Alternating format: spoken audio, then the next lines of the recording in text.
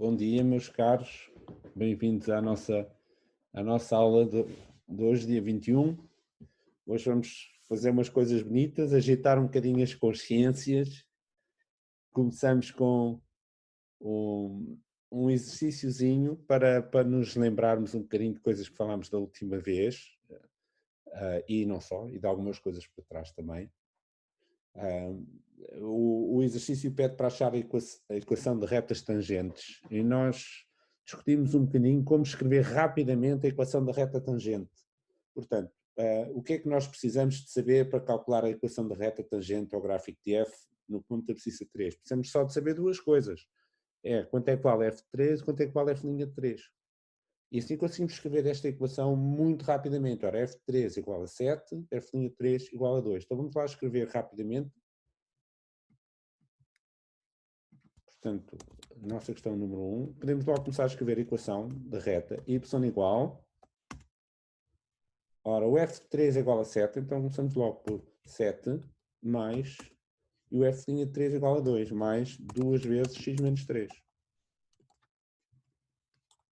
Pronto. E temos a equação da reta logo assim, escrita de caras, está bem? Portanto, recapitulando, a gente, quando éramos pequeninos, o que é que fazíamos? O declive é 2 e depois fazíamos achar o b, mas nós vimos que não é preciso fazer esse trabalho todo. Porque o que nós queremos é uma reta com declive 2, e esta tem declive 2, e que quando o x for igual a 3, o y tem que dar 7. Ora, quando o x for igual a 3, esta parte desaparece e o y é igual a 7. Logo assim de caras, está bem? Da mesma maneira, o exercício 2 faz exatamente da mesma maneira.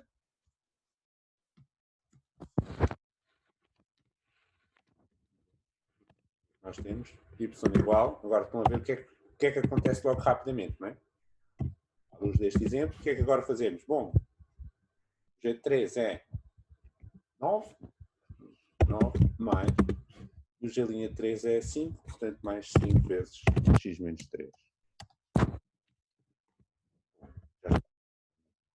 Se quisermos podemos arrumar esta conta, podemos dizer, fica 2x menos 6 mais 7, 2x mais 1. Não, tudo bem, mas não é preciso fazer nenhuma equação para descobrir isso. Ok, finalmente, bom, como é que eu agora vou obter a equação da reta tangente ao gráfico da função h? Bom, o h é definido como f vezes g. O que é que eu preciso saber? Há uma coisinha fácil que a gente precisa saber, é como é que calculamos a derivada do produto. Bem? Portanto, quanto é que é a galinha? Bom, é uma coisa que a gente também já sabe. Vamos escrever, então, quanto é que é a galinha? Resumidamente, a galinha igual a regra do produto, não é? Sabemos como é que é? Toda a gente sabe como é que eu derivo um produto. Não é derivada vezes a derivada. Derivada de um vezes o outro, etc. F' vezes G mais F vezes G. Bom, e assim sendo, para calcularmos a reta tangente ao gráfico de H, o que é que precisamos saber? Bom, quanto é que é H3, H'3? É exatamente a mesma coisa. E uma vez que nós temos a expressão do H', agora é fácil. Quanto é que é H'3? Bom, é F'3 vezes G3, ou seja, 2 vezes 9, mais F3 vezes G'3, 7 vezes 5, ou seja, 18, mais 35, 53. Portanto, H'3, 53. H3, quanto é que é? H3 é o F3 vezes G3, ou seja, é 7 vezes 9, 53. A equação da reta tangente é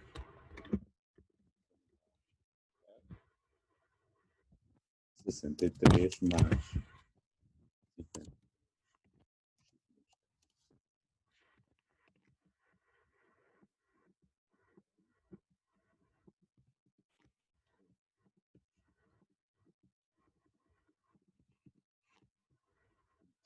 H3, H'3, isso podemos escrever, portanto, mais uma vez, se conhecermos o valor da função, o valor da derivada, escrevemos imediatamente a equação de reta tangente.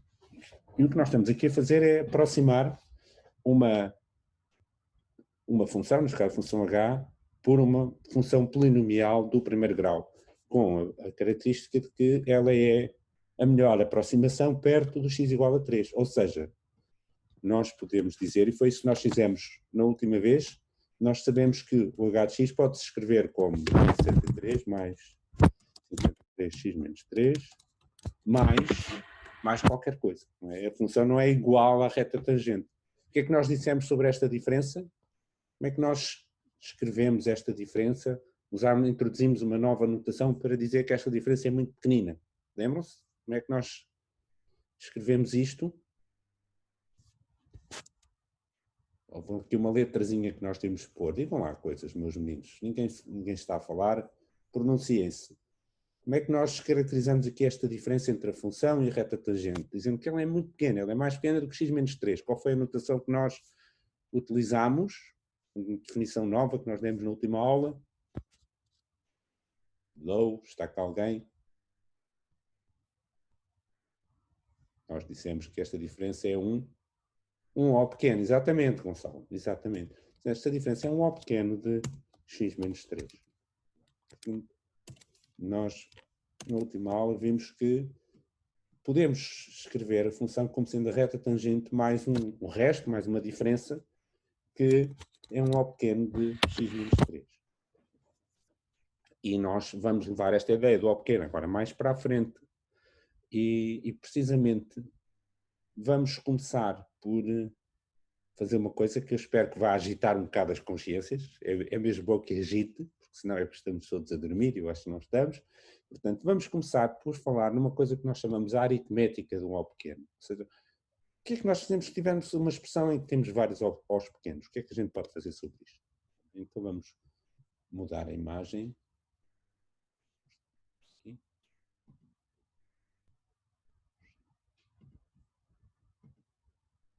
Ok.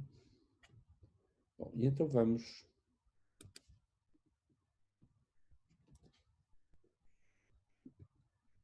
Okay. Portanto, vamos recordar o que é isto do O pequeno. Assim, o que é que nós queremos dizer quando dizemos que f é um O pequeno? F é um O pequeno de G. Intuitivamente a ideia é dizer f é mais pequeno do que G, mas isso tem uma definição precisa, quer dizer que quando eu divido f por G e faço x tender para A, esse limite vai dar 0. Isto é a definição de O pequeno. Uma coisa é um O pequeno da outra, eu divido o pequeno pelo grande e o limite dá 0. Isto é a ideia importante que temos de reter. Bom, e então, agora, agitemos as consciências e perguntemos, quanto é que dá um O pequeno de x quadrado menos um O pequeno de x quadrado? Bom, se isto aparecesse à nossa frente, num sítio qualquer, nós estivermos distraídos, descontraídos, o que apetece dizer é que é 0, não é? Diria eu, não é?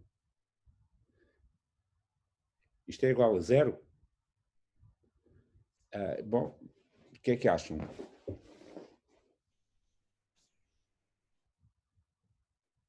Podemos usar aqui a... ok, o Gonçalo diz que não. E por que não? Bom, de facto, a resposta é não, isto não é, não podemos dizer que isto é igual a 0. O que é que nós podemos efetivamente dizer sobre isto? Bom, porquê é que não é igual a 0? Primeiro, bom, não é igual a 0 porque quando nós escrevemos O pequeno de x ao quadrado, o que estamos a dizer é que é uma certa função que é um O pequeno de x ao quadrado. Ou seja, é uma certa função que dividir por x ao quadrado tem limite igual a 0. Bom, e aqui está subentendido que é quando o x tende para 0, ou seja, está a 0. E aqui o que é que nós temos? Temos uma certa função que é um O pequeno de x quadrado, não tem que ser a mesma. Bem, temos qualquer coisa que é um O pequeno de x quadrado, menos qualquer coisa que também é um O pequeno de x quadrado, e estamos a perguntar o que é que podemos dizer sobre a diferença. Ou seja, se eu tenho duas coisas que são mais pequenas do que x quadrado, o que é que eu posso dizer da diferença? Eu não posso garantir que seja 0. O que eu posso dizer é que ela é, com certeza, ainda ela própria um O pequeno de x quadrado. Ok? Porquê é que será verdade isto? Bom, é fácil de justificar. Portanto, se isto for aqui uma certa função f, que é um O pequeno de x quadrado, e isto for uma certa função g, que é um O pequeno de x quadrado, o que nós podemos dizer é que o f a dividir por x quadrado vai para 0 e o g a dividir por x quadrado vai para 0. E agora estamos a perguntar f menos g a dividir por x quadrado, para quanto é que vai? Vai para 0 também. 0 menos 0 igual a 0. Tá bem? Portanto, isto funciona. Isto diz-nos como fazer estas contas. Ou seja, se eu tiver 2 O pequenos, faço a diferença, continua a ser um O pequeno. E se eu, em vez de fazer a diferença, se eu somar, o que é que acontece? Aqui pus aqui x à quarta, não tem, repara, o x quadrado ali é apenas acidental, uma coisa qualquer. Se eu somar 2 O pequenos, o que é que eu posso dizer? Tenho uma coisa que é mais pequena que x à quarta, somo com outra coisa que é mais pequena que x à quarta. Continuo a ter uma coisa mais pequena do que x à quarta? Sim ou não? Não. Digam coisas, meus meninos. A Beatriz diz que sim. Sim, efetivamente. Ou seja, se eu somar duas coisas que são mais pequenas do que x à quarta, eu tenho aqui um f que a dividir por x à quarta tem limite zero, tenho aqui um g que a dividir por x à quarta tem limite zero, então f mais g a dividir por x à quarta tem limite zero mais zero, que ainda é igual a zero. Está bem? Portanto, sim. A Diana ela também disse que sim, e sim. Portanto, se eu somar dois O pequenos, continuo a ter um O pequeno.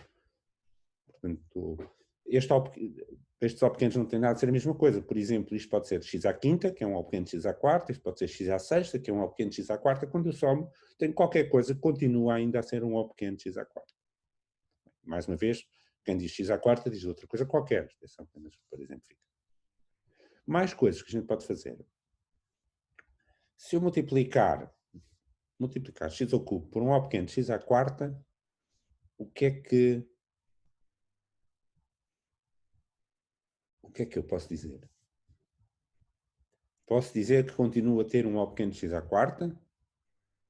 Posso dizer algo mais do que isso?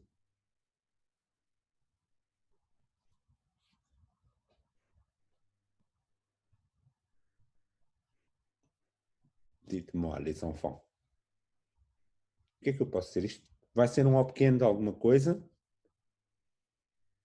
Sim, vai ser um O pequeno de alguma coisa. Posso dizer que é um O pequeno de quem? Digam lá, pronunciem isso. Podem mandar pelo chat mesmo em privado se quiserem. Ora, o Daniel pergunta se vai ser um O pequeno de x à quarta e vai, mas ainda vai ser mais que isso. Podemos dizer mais que isso.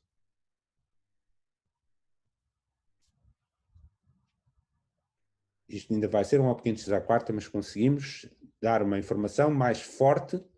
A primeira pergunta de x ao cubo, e eu respondo, também é um O pequeno de x ao cubo, mas é mais que isso. Podemos dizer mais. Quanto é que apetece? Digam lá, o que é que apetece por ali? Se eu tenho um x ao cubo, vou multiplicar por um O de x à quarta, apetece-me por aqui um O de algo mais forte, que é mais do que de x ao cubo ou de x à quarta. O que é que apetece pôr? Digam lá o que é que apetece pôr, mesmo que achem que não... Pois, exatamente. Agora a Daniela e o Júlio disseram x à sétima. Pois, é o que apetece, não é? É o que apetece e é mesmo. Tá bem? É mesmo verdade. Tá bem? Mais uma vez, podemos verificar porque é que é. Não é muito difícil de perceber porque é que é. Porque se eu tenho uma coisa que a dividir por x à quarta, isto é que se eu chamar f aqui este O pequeno, quer dizer que o f a dividir por x à quarta vai para zero. Mas como eu estou a multiplicar aqui por x ao cubo, posso multiplicar em x ao cubo em baixo também, então isto a dividir por x à sétima, corta o x ao cubo e fica zero também o limite. Portanto, posso multiplicar. Portanto, aqui a ideia é, posso multiplicar este x ao cubo lá para dentro do O pequeno? Posso. Ok? Outro exemplo. Então, e dividir. Bom, agora já devemos desconfiar o que é que fazemos. Se eu tenho um O pequeno de x à quarta e divido por x, vai-me dar um O pequeno de x ao cubo, exatamente, Pedro. Exatamente. Portanto, já estamos a ver um bocado como é que funciona a aritmética dos O pequenos. Se eu tiver várias coisas, várias expressões com O pequenos, posso simplificar as contas. Isto leva-nos agora a estender aquela ideia que nós vimos há bocadinho de exprimir uma função como sendo uma reta mais um O pequeno. E a ideia vai ser, bom, como nós também dissemos na última vez, se eu em vez de uma reta tiver uma parábola, uma cúbica por aí fora, eu vou conseguir ter uns O pequenos, coisas melhores do que de x ou de x², x ao cubo, x à quarta, por aí fora. Quanto maior for, mais pequenino é esta coisa. Para um O pequeno de x à sétima, estou a dizer mais do que um O pequeno de x à quarta, e este estou a dizer mais do que um O pequeno de x². Portanto, quanto mais eu conseguir pôr aqui um expoente maior, mais este O pequeno vai ser pequenino. Okay? Então, vamos lá, então, introduzir a noção do polinómio de Taylor e desenvolvimento de Taylor. Portanto, o exemplo que nós temos já é o exemplo da reta tangente. Portanto, o polinómio associado à reta tangente é o primeiro dos polinómios de Taylor, o grau 1, mas podemos continuar para graus superiores. Portanto, a fórmula de Taylor diz-nos que se eu tiver uma função, o que é preciso acontecer? É preciso que a função tenha derivadas para isto acontecer. Está bem? Reparem, o que é que nós conhecemos até... peço desculpa, só um bocadinho. O que é que nós conhecemos até o momento? É que se tivermos uma função com a primeira derivada, então existe uma reta tangente. E agora vamos estender isso. Portanto, se a função, em vez de ter apenas uma derivada, se tivermos n derivadas, então nós podemos ter um polinómio tangente, digamos assim, de grau até n. Portanto, já não vai ser uma reta, pode ser uma parábola, pode ser uma cúbica, por aí fora. Portanto, conseguimos estender a ideia de, reparem, que nós começámos a aula de hoje a dizer se a função é igual à reta tangente mais um O pequeno de x menos a, ou seja, é quando tínhamos aqui o caso em que o n é igual a 1. Conseguimos, se a função tiver mais derivadas, conseguimos arranjar um polinómio e fazer com que o resto já não seja só um O pequeno de x menos a, mas de x menos a elevado a n. Como vimos há bocadinho, quanto maior for o expoente, mais pequeno é o x menos a levantado a n. Porque estamos perto, o x menos a está perto de zero. Bom, e agora vamos ver como é que obtemos estes polinómios. Os coeficientes deste polinómio vão ter a ver precisamente com as derivadas da função. Portanto, o polinómio, este polinómio, chamado polinómio de Taylor, escreve-se da seguinte maneira. Não se assustem com a fórmula, vamos ver rapidamente, isto vai ser muito fácil de nós encontrarmos e vamos ver exemplos já a seguir. Então, esta é a expressão do polinómio. Se repararem bem, o que é que nós temos aqui ao princípio? F de A mais F' de A, x menos A. Isto é o quê? Reta tangente. Okay? Depois continuamos. Depois a seguir temos a segunda derivada e temos x menos A ao quadrado, por aí fora. Atenção que depois aparecem-nos aqui estes fatoriais aqui a dividir. Então podem perguntar, e aqui não está um fatorial? Bom, também está. Aqui estava 1 fatorial, aqui estava 0 fatorial, ambos são iguais a 1, portanto podíamos pôr aqui os fatoriais na mesma, para ver que há uma regularidade nesta expressão. O que nós temos é, se a função tiver várias derivadas, podemos aproximar a função por um polinómio, repara, isto é um polinómio, está bem? E o resto, o erro, a diferença, se quiserem, vai ser um O pequeno, e este O pequeno um expoente tanto maior quanto for mais derivadas nós utilizarmos. Tá bem? Se pararmos aqui no x menos a, temos um O pequeno de x menos a. Temos a reta tangente, como há bocadinho vimos. Se usarmos mais derivadas, temos um polinómio com grau maior e o resto vai ser mais pequenino. Portanto, nós chamamos fórmula de Taylor a esta expressão. É a função, aliás, chamamos, perdão, antes de descrever a fórmula de Taylor propriamente, é o polinómio. No caso o caso quase sempre que vamos utilizar vai ser um A igual a 0, portanto, só para ver que não é diferença nenhuma. Portanto, se o A for 0, aqui fica só x, peço desculpa. Se o A for 0, aqui fica só x² por aí fora. Também, às vezes chamam a isto o polinómio de Maclaurin, mas nós vamos simplesmente chamar o polinómio de Taylor 1.0. Bom, vamos ver exemplos concretos. Assim, à primeira vista, isto pode parecer uma coisa muito, muito esquisita, muito complicada, mas não é. Na maneira de ver que não é, é nós fazermos exemplos concretos e vermos o que é que acontece. Vamos começar com algumas funções e ver quais são os polinómios que aparecem. E depois vamos tirar consequências práticas simples disso. Portanto, temos aqui novamente, aqui temos a expressão que nós chamamos, quando nós chamamos fórmula de Taylor, estamos a dizer isto que está aqui. Ou seja, vamos escrever a função como o polinómio, reparem que isto é o polinómio, mais o resto. A função não é em geral, não é igual ao polinómio, a não ser que a função seja ela própria polinomial. Portanto, temos um polinómio e depois um resto. O que acontece é que este resto vai ser muito pequenino. É isto que o O pequeno aqui nos está a dizer. Por exemplo, se tivermos a função exponencial, o que é que nós precisamos para obter este polinómio? Precisamos de saber quanto é que é f de 0, quanto é que é f' de 0, quanto é que é f duas linhas de 0, por aí fora. Bom, a função exponencial é particularmente simples, porquê? Porque quando derivamos a exponencial, dá a própria exponencial, ou seja, f de 0 é elevado a 0, que é 1, f' de 0 é, bom, outra vez é elevado a 0, que é 1, f duas linhas de 0 é quanto? É elevado a 0, que é 1, por aí fora. Também todas as derivadas da função exponencial são iguais à própria exponencial. Se eu substituir o x por 0, dá sempre 1. Ou seja, estes coeficientes que estão aqui são todos iguais a 1. Bom, então é fácil de escrever um desenvolvimento da função exponencial. Como as derivadas são todas iguais a 1, eu vou aqui à fórmula e substituo tudo isto por 1. Bom, fica 1 mais 1 vezes x, mais 1 sobre 2 fatorial vezes x quadrado, mais 1 sobre 3 fatorial vezes x ao cubo, por aí fora. Tá bem? E depois o resto é um O pequeno de x elevado a n.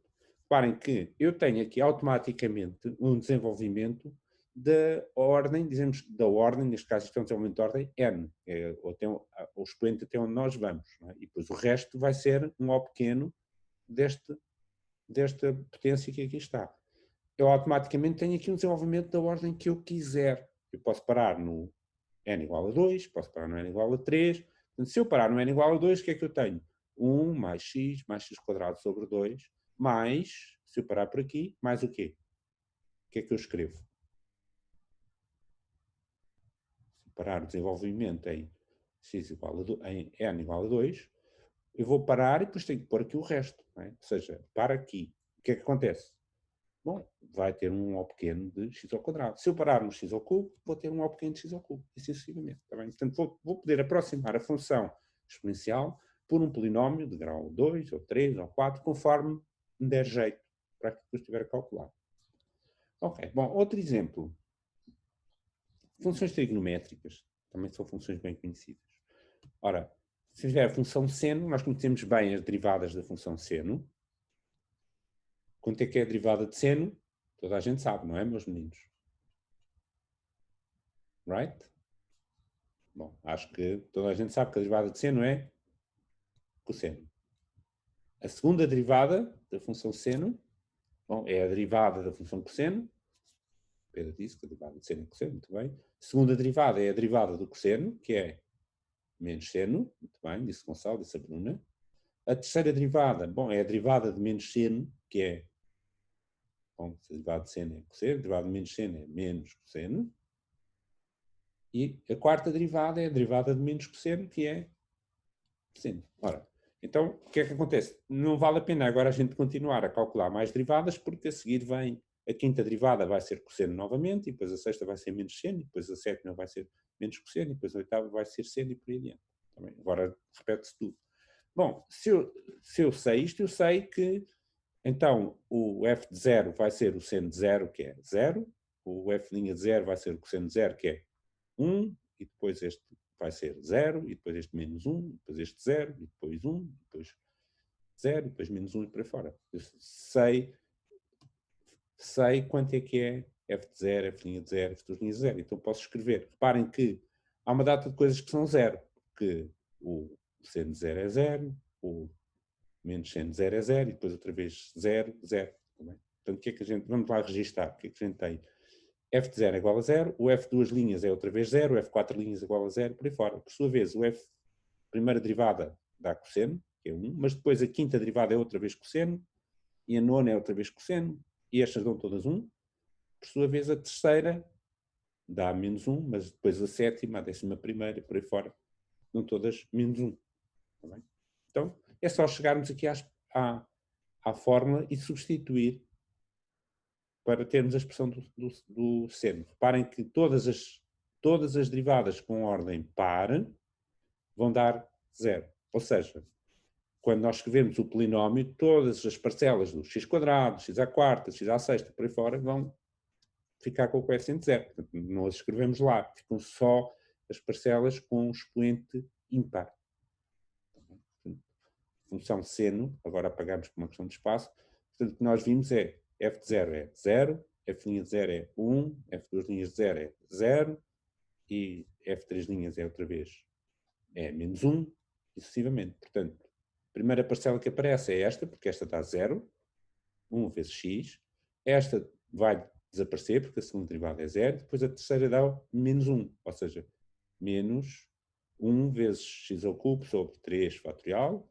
Depois a quarta derivada dá 0, portanto a x à quarta não aparece. A quinta dá 1, portanto vai ficar mais 1 vezes x à quinta sobre 5 fatorial. Depois a sétima dá menos 1 e por aí fora. Está bem? Ok, e continuamos. E depois, no final, bom, falta-nos pôr aqui um O pequeno. Está bem? Mas para um O pequeno de quem? Bom, depende, mais uma vez, depende de onde é que nós paramos. Como é que estamos só a pôr as potências com expoente ímpar, podemos ter aqui uma fórmula que nos dá uma potência com expoente ímpar qualquer. Como é que eu escrevo um número que seja ímpar? Uma coisa da forma 2n mais 1 é um número ímpar, não é? Então podemos escrever desta maneira, só para ficar a forma completa, não é? Portanto, isto dá-nos uma potência de expoente ímpar. Reparem que o número que está, o fatorial em baixo é sempre o mesmo do que o expoente. Portanto, se eu tenho uma coisa do tipo x elevado a um expoente ímpar, é da forma 2n mais 1, sobre o fatorial deste mesmo expoente, e este menos 1 levantado a n reflete o facto de termos aqui estes sinais aqui alternados. Tá bem? Portanto, se eu parar, por exemplo, em x elevado a 13, o meu O pequeno de x elevado a 13. Agora, já vamos ver algumas consequências fáceis disto, mas já agora podemos pensar no cosseno e podemos perguntar o seguinte: como é que eu agora fazia um desenvolvimento para o cosseno? Já agora, antes disso, não sei se reparam, como dissemos, que só as potências de expoente ímpar é que aparecem, não é? Não é por coincidência que esta função é uma função ímpar. Não é coincidência de todo, não é? Chamamos função ímpar precisamente porque os expoentes que aparecem são só os expoentes ímpares. Se repararem, lembram-se qual é a definição de função ímpar que costumamos dar? É f de menos x igual a menos f de x. Pensem um bocadinho a ver porque é que, para isso funcionar, aqui só podem aparecer potências ímpares. Okay? Ora bem, então o cosseno. Podíamos fazer o cosseno da mesma maneira, calcular as derivadas. Aliás, no fundo, acabámos por já o fazer, porque o cosseno é a derivada do seno e aquilo repete-se. É? Podemos fazer isto. Mas também podemos pensar numa maneira muito fácil de obter aqui o cosseno. É porque o cosseno é a derivada do seno. Então, se eu derivar esta expressão, o que é que vamos ter? Se eu derivar x, fica 1. Se eu derivar x ao cubo, fica 3x quadrado, mas depois tenho aqui um 3 fatorial, posso simplificar. Se eu derivar x à quinta, fica 5x à quarta, mas o 5 também posso simplificar com o fatorial. Então eu obtenho facilmente o desenvolvimento do cosseno. Reparem, derivada de x dá 1, derivada de 3x, daqui dá 3x quadrado sobre 3 fatorial, ou seja, x quadrado sobre 2 fatorial e por aí fora. E também, não surpreendentemente, só vão aparecer as potências com o expoente par, que está de acordo com aquilo que nós já conhecíamos da trigonometria, que o cosseno é uma função par.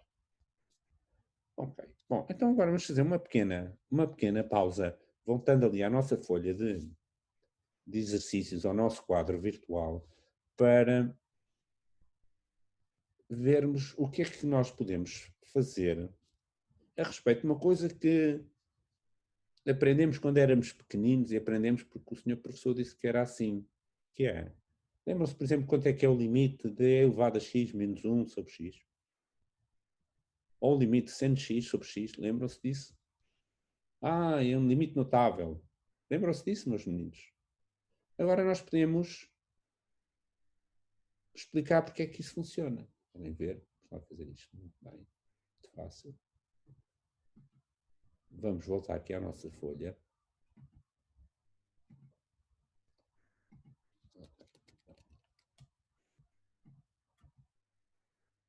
Nós temos, por exemplo, temos aqui o desenvolvimento da exponencial 1 mais x ao quadrado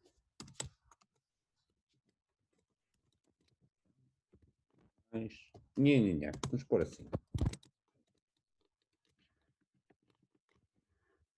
O desenvolvimento da função exponencial.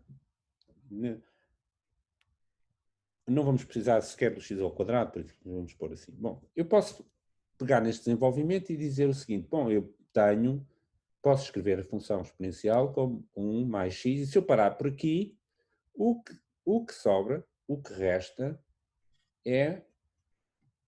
Vamos lá completar isto. Vamos lá ver. Digam-me lá aqui no chat, se não quiserem falar, como é que eu completo isto? É igual a x, igual mais x. E agora eu quero parar por aqui. O que é que eu devo escrever para completar este desenvolvimento?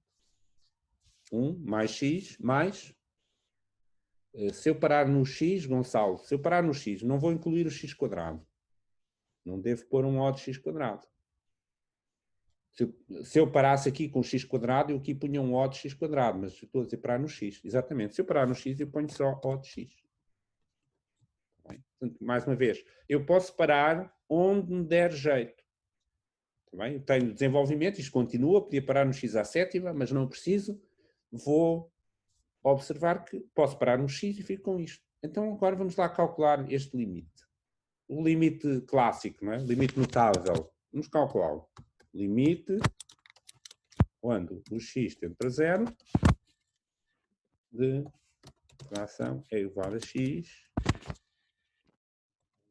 menos 1 sobre x. Notável que o professor disse no 11º ou no 12º, isto vocês têm que fixar que é igual a 1. Agora não precisamos. Nós provamos o desenvolvimento, eu posso chegar aqui e substituir e elevado a x por 1 mais x mais O de x.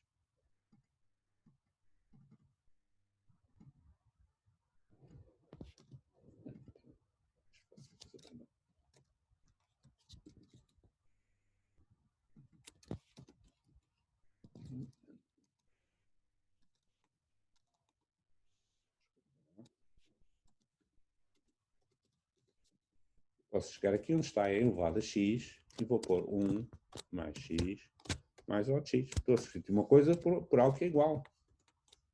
Posso escrever isto.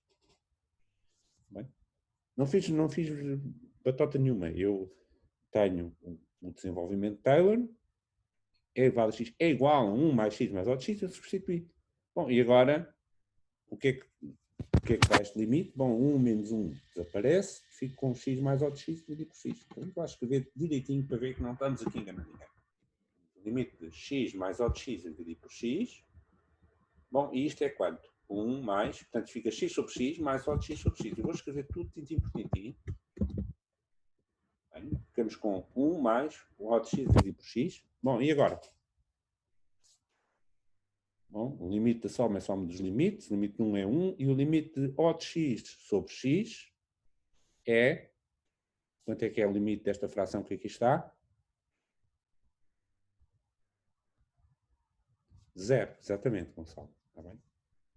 Precisamente por definição. O que é um O de x? É uma coisa que quando eu faço a dividir por x e tomo o limite dá 0. Ou seja, este limite é igual a 1 mais 0. Ou seja, acabamos de provar que este limite realmente é igual a 1. Também, a partir de agora não precisamos de nenhum oráculo para nos dizer que o limite é igual a 1. Nós provamos que é verdade. Está bem? E do mesmo modo, eu deixo como exercício, do mesmo modo se prova, por exemplo, que o seno de x sobre x tem limite igual a 1 quando o x vai para 0. Quando o x vai para 0, não é? Não é quando vai para mais infinito, por exemplo. Okay.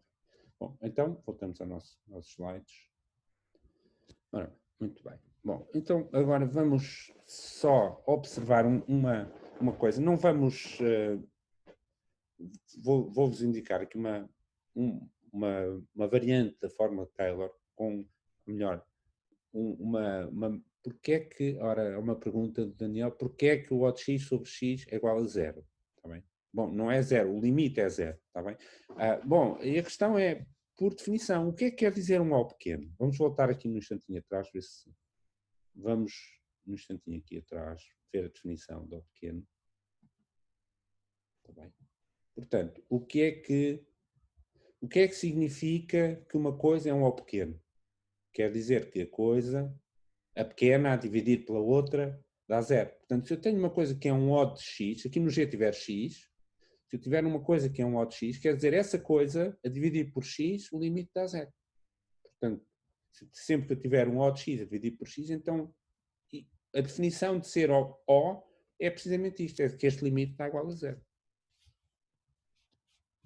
Espero que isso ajude, não é? Portanto, se eu tiver um limite de odd x sobre x, um limite de odd x quadrado sobre x quadrado, um limite de odd x à quinta sobre x à quinta, esse limite não serve.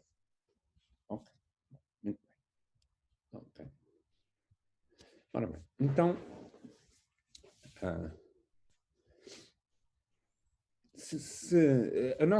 temos aqui a fórmula de Taylor, estamos aqui a ver novamente a fórmula de Taylor, f de x é igual, temos aqui o polinómio de Taylor, mais um O pequeno. Não é preciso fixar esta fórmula que vamos ver agora, mas a questão é a seguinte, dizemos que o resto é um O pequeno, dá-nos uma certa informação, mas não nos permite saber quanto é que vale, alguma coisa mais palpável, ter um controle mais palpável sobre o valor daquele resto. Sabemos que quando o x tende para A, aquela coisa tende para 0, mais, digamos assim, mais depressa do que x menos a elevado a n, é um O pequeno, x menos a elevado a n. Mas não nos dá propriamente nenhuma forma, nem sequer aproximada, para saber o valor daquele resto. E para aquilo que vem a seguir, convém ter um certo controle sobre isso.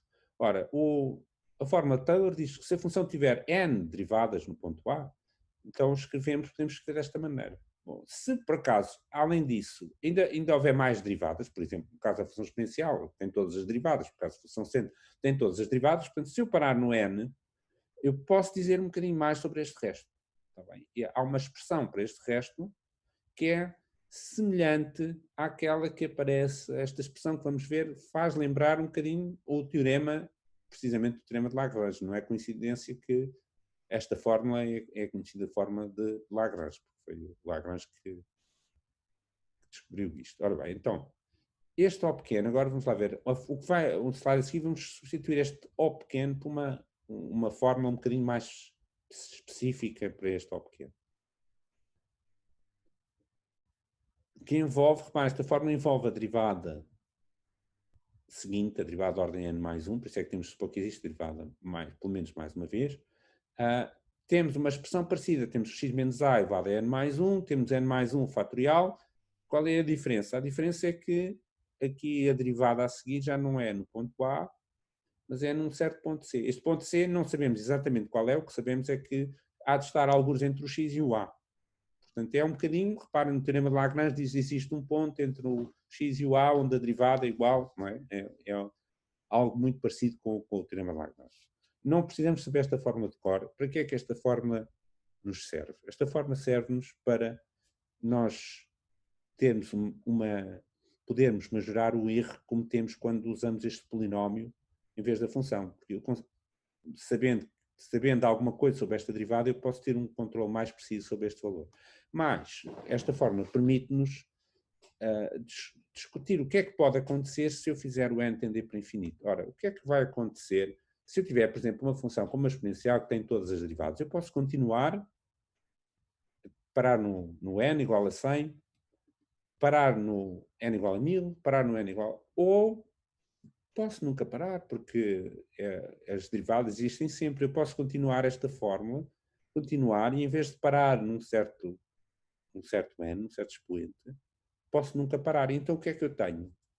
Se eu tiver não um número finito de parcelas, mas tiver um número infinito de parcelas,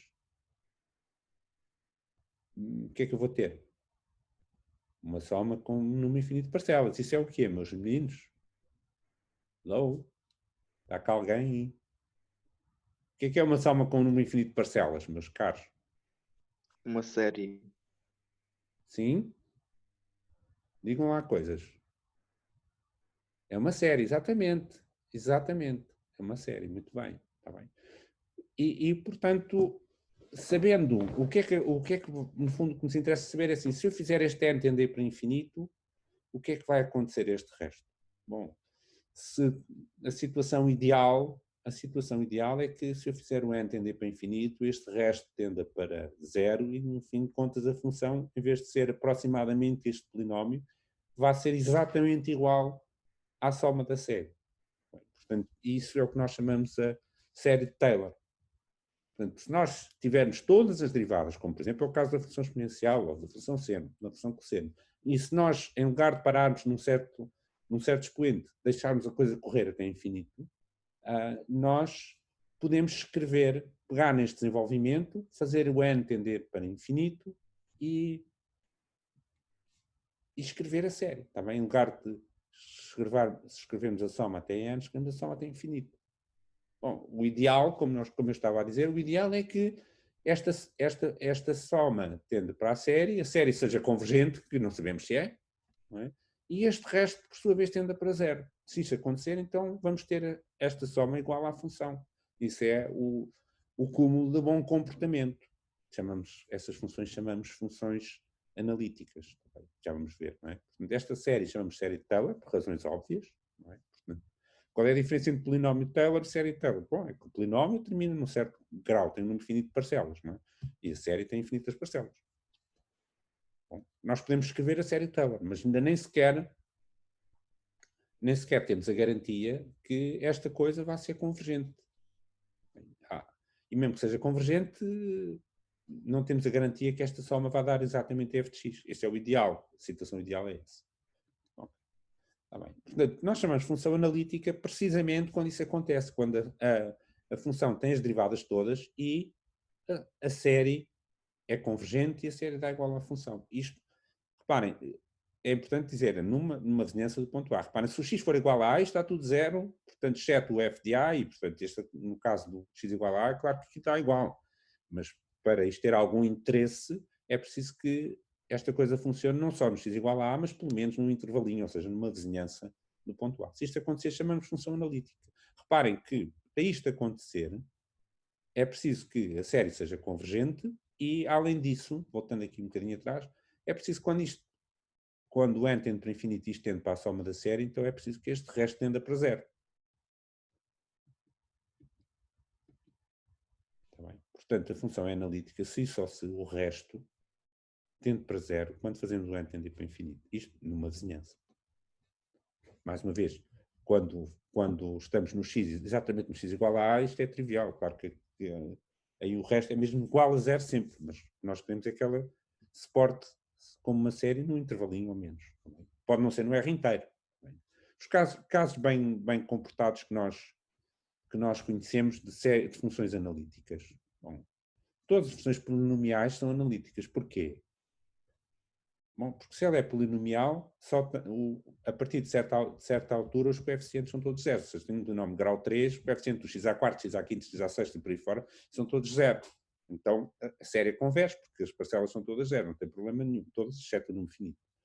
A função exponencial, que nós ainda agora falámos, é um exemplo de uma função analítica. Aliás, é o exemplo paradigmático de uma função analítica. Está bem? Portanto, a função exponencial é precisamente igual à soma da série exponencial, a série que nós obtemos, a série Taylor, que nós obtemos, que ainda há bocadinho vimos, não é? Nós vimos o desenvolvimento tem uma certa ordem n, as derivadas continuam a existir, podemos escrever a série, esta série converge, aliás, nós provámos atrás no capítulo das séries, que estas séries convergiam sempre que o x fosse um número positivo qualquer, usámos o critério de D'Alembert para mostrarmos que esta série é sempre convergente, e se o x for negativo, isto também vai acontecer. Aliás, nós não estudamos séries de termos positivos e negativos, mas seria muito fácil provar que isto também vai acontecer. Portanto, a função exponencial é igual à soma da série. É exatamente igual à soma da série. E isto, para ser analítica, bastava que isto acontecesse numa vizinhança do ponto zero, porque isto é em potências de x menos zero, mas ela funciona para qualquer x potência em R. Esta série converge em todo o lado. A função seno é uma função analítica, ou seja, também podemos fazer a mesma coisa, podemos continuar o desenvolvimento até infinito e a soma da série dá exatamente igual à função seno. A função cosseno, naturalmente, também é uma função analítica. Outro exemplo, que não resulta imediatamente nós calcularmos a série Taylor com as derivadas. Um exemplo que também é bem conhecido, meus meninos. Também é bem conhecido. Esta função 1 sobre 1 menos x é igual à soma desta série. Porquê, meus meninos? De onde é que a gente conhece isto? Low, meus meninos. Onde é que nós conhecemos? Que espécie de série é esta, meus meninos? É uma série, para isto, potências de x, não é? Somatória de x montado a k. Como é que se chama esta série, meus meninos? Série geométrica, exatamente, Pedro, muito bem. Série geométrica razão x. Então, esta série é igual. A soma da série é igual a 1 sobre 1 menos x, porque nós conhecemos a forma da série geométrica. Reparem, não precisamos falar que é em derivadas, nós conhecemos isto. Isto desde que o x esteja onde?